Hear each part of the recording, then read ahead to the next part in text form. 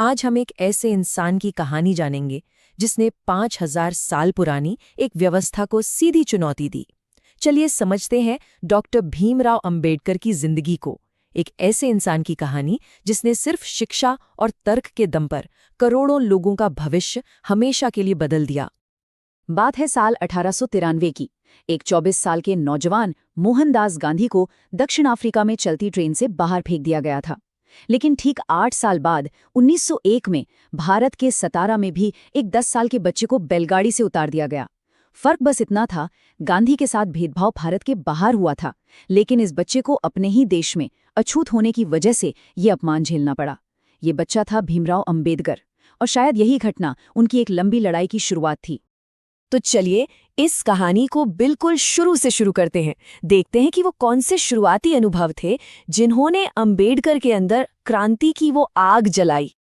बचपन से ही भेदभाव अंबेडकर की जिंदगी का एक हिस्सा बन गया था। महार जाति में पैदा होने की वजह से उन्हें हर कदम पर अपमान सहना पड़ता था। स्कूल में उन्हें बाकी बच्चों से अलग बिठाया जाता। उन्हें पानी पीने के लिए नल तक छूने की इजाजत नहीं थी।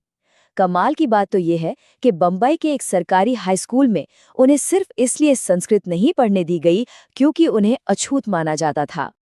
लेकिन इसी अंधेरे में एक उम्मीद की किरण भी थी। उनके स्कूल में महादेव अंबेडकर नाम के एक ब्राह्मण टीचर थे जो उस वक्त के सामाजिक भेदभाव में यकीन नहीं रखते थे।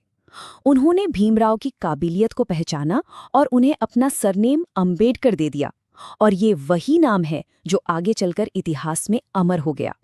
तो अब सवाल ये था कि इस अन्याय से लड़ा कैसे जाए। अंबेडकर ने शिक्षा को अपना सबसे बड़ा हथियार बनाया। देखते हैं कैसे। अंबेडकर का अकादमिक सफर सच कहूं तो किसी चमत्कार जैसा ही था।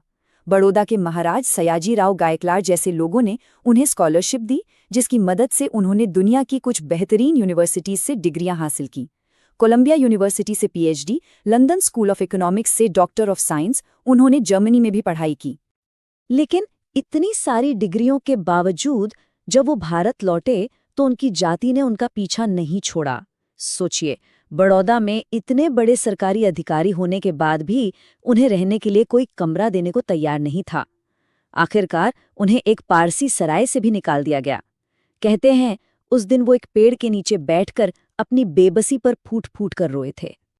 अपनी शिक्षा और इन कड़वे अनुभवों से मिले सबक के साथ अंबेडकर ने अब लाखों लोगों के हक के लिए सार्वजनिक जीवन में कदम रखा। साल 1927 का महाड़ सत्याग्रह एक बहुत बड़ी घटना थी। देखिए, कानून तो बन चुका था कि अछूत भी महाड़ के चावदार तालाब से पानी पी सकते हैं, पर समाज इसे मानने को तैयार नहीं था। तब अंबेडकर हजारों लोगों के साथ उस तालाब पर पहुंचे और पानी पीकर सदियों पुरानी एक अमानवीय प्रथा को तोड़ दिया। ये बिल्कुल गांधी के नमक सत्याग्रह जैसा ही एक शक्तिशाली सांकेतिक विद्रोह था। ये ऐलान था कि हम भी इंसान हैं। उसी साल अंबेडकर ने एक और बहुत बड़ा क्रांतिकारी कदम उठाया। उन्होंने सबके सामने मनुस्मृति को जला दिया। ये उस धार्मिक और सामाजिक सोच को सीधे तौर पर नकारना था जो छुआछूत को सही ठहराती थी। अब गोल में इस सम्मेलनों में अंबेडकर और गांधी के बीच एक बहुत बड़ा वैचारिक मतभेद सामने आया। अंबेडकर ने दलितों के लिए सेपरेट इलेक्टोरेट यानी पृथक निर्वाचक मंडल की मांग की। इसका मतलब था कि दलित अपने नेता खुद चुनेंगे। उनका मानना था कि राजनीतिक शक्ति के बिना सामाजिक बराबरी आ ही नहीं सकती। लेकिन गांधी इसके सख्त खिलाफ थे। उन्हें डर था कि इससे हिंदू समाज हमेशा के लिए बढ़ जाएगा।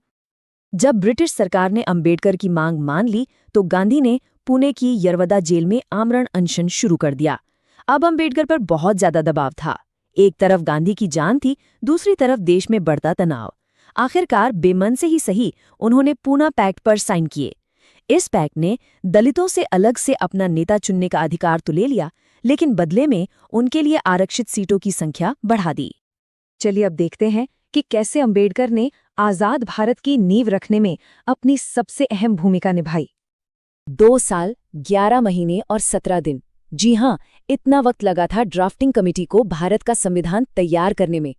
और इस कमेटी के अध्यक्ष थे डॉक्टर अंबेडकर। ये वो दस्तावेज था जो देश के हर नागरिक को बराबरी का अधिकार देने वाला था। लेकिन बात सिर्फ संविधान लिखने तक ही सीमित नहीं थी। उनकी सोच, उनका विजन राष्ट्र निर्माण के लगभग हर पहलू में झलकता है। बहुत कम लोग ये बात जानते हैं कि भारतीय रिजर्व बैंक यानी आरबीआई की नींव अंबेडकर की thesis the problem of the rupee पर रखी गई थी।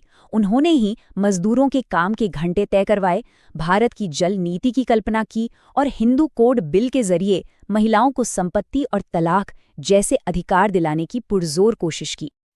अब बात करते हैं उनके जीवन के आखिरी और शायद सबसे विद्रोही फैसले की, उस पूरी व्यवस्था को ही छोड़ देना जिसके खिलाफ वो जिंदगी भर लड़ते रहे। दशकों तक हिंदू धर्म के अंदर रहकर सुधार की कोशिश करने के बाद वो इस नतीजे पर पहुंचे कि इस जाति व्यवस्था से छुटकारा पाना नामुमकिन है। इसीलिए उन्होंने 1935 में ही ये घोषणा कर दी थी कि वो हिंदू धर्म छोड़ देंगे। और फिर 14 अक्टूबर 1956 को नागपुर में उन्होंने अपना ये वचन निभाया। उस दिन उनके साथ 3,65,000 से भी ज्यादा लोगों ने बौद्ध धर्म अपना लिया। ये शायद इतिहास का सबसे बड़ा सामूहिक धर्मांतरण था। तो उनका ये कदम सिर्फ एक धार्मिक फैसला नहीं था, नहीं, ये असल में सामाजिक आज़ादी का एक राजनीतिक ऐलान था। ये जाति व्यवस्था के ढांचे से बाहर निकलकर सम्मान और समानता हासिल करने की एक आखिरी कोशिश थी। डॉक्टर अंबेडकर ने एक ऐसे भारत का संविधान लिखा जो जाति और भेदभाव से पूरी तरह आज़ाद हो। उन्होंने तो नियम बना दिए, लेकिन आज 75 साल बाद सोचने वाली बात यह है कि उस संविधान की भावना के साथ ये खेल असल में खेला कैसे जा रहा है।